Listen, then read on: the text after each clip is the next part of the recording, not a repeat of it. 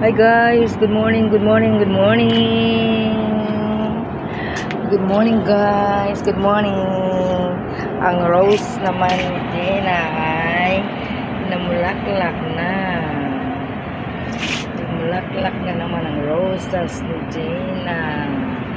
Pero wala naman dito si Jenna. Oh, ang alugbati namin ang taba-taba. Spinach in English, alugbati. Oh, ang taba. Oh, may tumubo dito na ano to. Ang tinanim ni Sally to, niyog. May tinanim dito.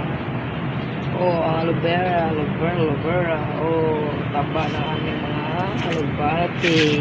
Oh, ang luya. Oh, may kangkong pa. Oh, halo-halo lang dito guys. Aming tanim. May kangkong, may alugbati, may mga plants, may rosas. Oh, malapit na sa